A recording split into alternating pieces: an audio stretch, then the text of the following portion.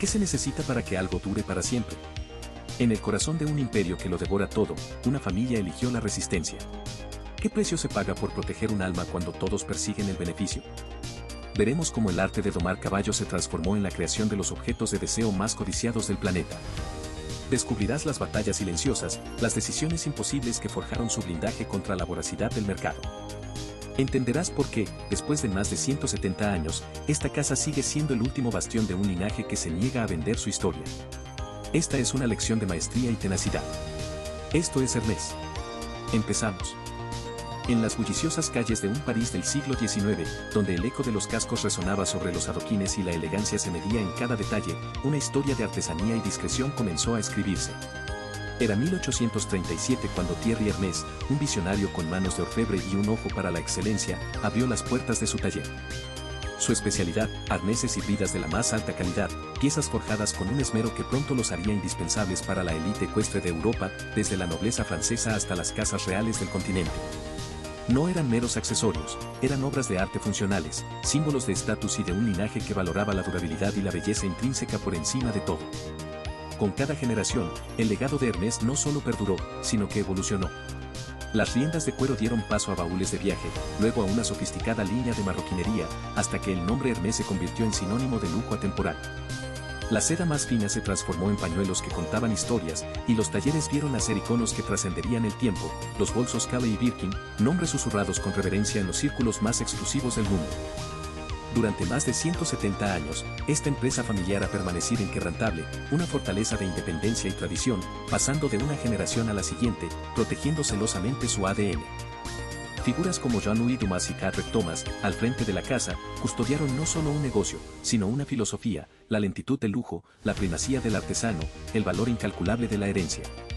Si te está gustando, por favor, suscríbete, nos ayuda a seguir trayéndote más videos. Pero mientras Hermès consolidaba su imperio discreto, una nueva fuerza emergía en el panorama global, una que no miraba hacia el pasado, sino hacia el futuro, moldeándolo con una ambición sin precedentes. Desde los años 80, bajo la implacable dirección de Bernard Arnault, un estratega formidable con una visión expansiva, LVMH comenzó a tejer una red de poder sin igual. Su método era tan directo como revolucionario, identificar las joyas de la corona de lujo, esas marcas con historias, pero que carecían de la escala o la visión para dominar el mercado global y adquirirla sin dudar. Louis Vuitton, Dior, Fendi, nombres legendarios que, uno tras otro, pasaron a formar parte de su creciente constelación. LVMH no buscaba solo comprar empresas, buscaba construir el conglomerado de lujo más grande del mundo, un imperio que abarcara desde la alta costura y la joyería hasta los vinos y licores más exquisitos. Bernard Arnault no solo gestionaba marcas, él redefinía la hegemonía del lujo, operando con una velocidad y una determinación que muchos consideraban implacables. Su objetivo era inequívoco, dominar el sector del lujo global, pieza a pieza, mercado a mercado, reescribiendo las reglas de un negocio milenario. Así, en el cambiante tablero del lujo internacional, dos visiones opuestas pero igualmente poderosas se perfilaban. Por un lado, Hermès, un bastión de la tradición, la independencia familiar y la artesanía centenaria, anclado en la historia y la discreción, casi un desafío a la modernidad. Por el otro, LVMH, un coloso moderno, un arquitecto de imperios impulsado por la expansión y la adquisición, una fuerza imparable. Parecían mundos distantes, cada uno operando bajo sus propias reglas y filosofías. Sin embargo, en el selecto universo donde ambas existían, un encuentro entre estas dos fuerzas, una confrontación entre la herencia celosamente guardada y la ambición desmedida, parecía cada vez más una cuestión de tiempo. La pregunta no era si chocarían, sino cuándo, y qué destino le aguardaría a la inquebrantable independencia de Hermès en esta nueva era de gigantes. En los anales del lujo, el silencio a menudo precede al estruendo. Mientras Hermès, anclada en su legado centenario, continuaba su metódica existencia, las sombras de la ambición corporativa ya se cernían sobre ella. El depredador no rugía, operaba con una precisión quirúrgica, lejos de los focos, en las profundidades de los mercados financieros. LVMH, bajo la dirección de Bernard Arnault, no buscaba una confrontación abierta. Su estrategia, audaz y calculada, fue la de una infiltración gradual, una acumulación silenciosa de poder que, creían, culminaría en una adquisición inevitable. El método elegido fue tan innovador como controvertido, una serie de equity swaps contratados con varios bancos. Estos derivados permitían a LVMH adquirir exposición económica a las acciones de Hermès sin tener que revelar públicamente su participación, eludiendo así las regulaciones de divulgación que se activan al cruzar ciertos umbrales de propiedad. Durante años, mientras la familia Hermès gestionaba su casa con la convicción de su inquebrantable independencia, LVMH tejía una red invisible a su alrededor, comprando silenciosamente un porcentaje creciente del capital flotante. La tensión no existía aún en el presente, sino en un futuro programado para estallar. El 23 de octubre de 2010, el silencio se rompió con el estruendo de un anuncio que sacudió los cimientos del mundo del lujo. LVMH declaró públicamente haber adquirido el 14,2% del capital de Hermès International, una participación que en cuestión de días aumentaría al 17,1%, con la intención de alcanzar el 20%. La noticia no fue un rumor ni una especulación, fue una declaración de guerra, emitida como un parte de victoria. En los pasillos de Faubourg Saint-Honoré 24, la reacción fue de incredulidad y un profundo sentido de traición. Para la familia Hermès, no era una simple inversión, era una afrenta personal, una violación a su sagrado santuario. Axel Dumas, entonces director general de operaciones, y Patrick Thomas, el primer CEO no familiar en la historia de la casa, se encontraron al frente de una crisis existencial. La ira y el desconcierto se transformaron rápidamente en una unidad férrea. La familia se reunió, no para debatir la inevitabilidad, sino para forjar un pacto. Decidieron, sin fisuras, que Hermès nunca caería en manos ajenas. Su respuesta fue inmediata y sin ambigüedades, se unirían para proteger su independencia a toda costa. Mientras tanto, Bernard Arnault, con una sonrisa enigmática, presentaba su movimiento como una inversión estratégica y amistosa, un gesto de respeto y admiración por la casa Hermès. Afirmaba que LVMH no tenía intención de tomar el control, sino simplemente de ser un accionista de apoyo. Pero las palabras sonaban huecas ante la naturaleza subrepticia de la adquisición. El mercado, sin embargo, reaccionó con euforia. Las acciones de Hermès se dispararon, reflejando el apetito de los inversores por una batalla de poder entre dos de los gigantes más emblemáticos de Francia. La contramedida de Hermès fue audaz y sin precedentes. La familia, que en conjunto poseía alrededor del 73% de las acciones, decidió crear una sociedad holding, H51, a la que transferiría la mayoría de sus participaciones.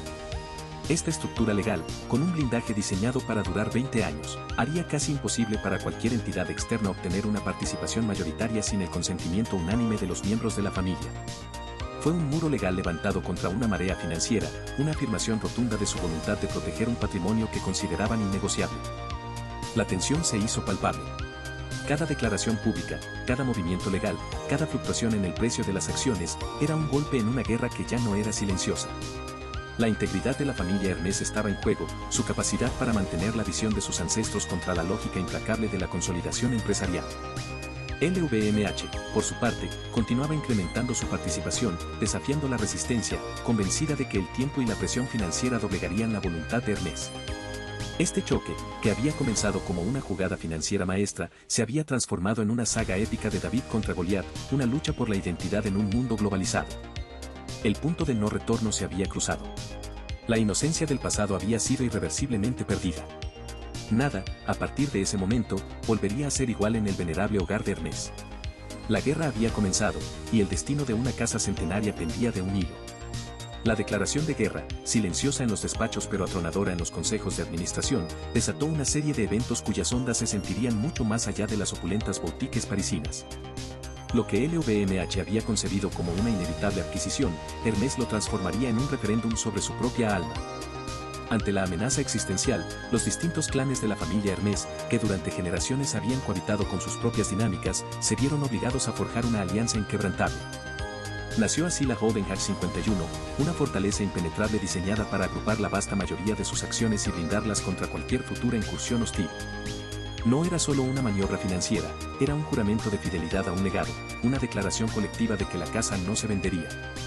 Para Hermès, la guerra de LVMH fue, paradójicamente, una bendición disfrazada. La agresión externa forzó una introspección radical y una reafirmación de sus valores fundamentales. La artesanía, la paciencia, la exclusividad, la herencia, todos esos pilares que definen la marca, fueron elevados a la categoría de principios innegociables. El asedio no debilitó a Hermès, lo templó. Reforzó su mística, su historia de resistencia y su singularidad en un mercado de lujo cada vez más homogeneizado. Se convirtieron en el epítome de la independencia, un faro para otras casas que temían perder su identidad ante los grandes conglomerados. Para LVMH y Bernard Arnault, el resultado fue una lección inusual. Acostumbrado a la victoria, el conglomerado se encontró con un muro. aunque lograron beneficios sustanciales al vender finalmente sus acciones, una salida que se ordenó tras una investigación regulatoria que consideró su acumulación de participación como una violación de las reglas de divulgación. El objetivo principal de la adquisición se había frustrado. Hermès no se doblegó. Esta batalla no se ganó con chequeras, sino con historia y convicción. El episodio demostró que incluso el titán de Arnault tenía límites, que no todo era cuantificable en términos de precio por acción. Las repercusiones se extendieron por toda la industria del lujo. La saga Hermès contra LVMH se convirtió en un caso de estudio, un recordatorio vívido de la tensión inherente entre la búsqueda de beneficios y la preservación del patrimonio. Mostró que la verdadera riqueza de algunas marcas no reside solo en sus activos, sino en su narrativa, en su alma, en esa intangibilidad forjada a lo largo de siglos que se resiste a ser comprada. La batalla había concluido con un alto el fuego, pero las cicatrices, aunque invisibles, eran profundas. Hermès emergió de la contienda no solo intacto, sino fortalecido, un símbolo global de que la autenticidad y la independencia tienen un valor incalculable en un mundo hambriento de identidad. La familia había asegurado su futuro, consolidando un legado que trascendía lo financiero.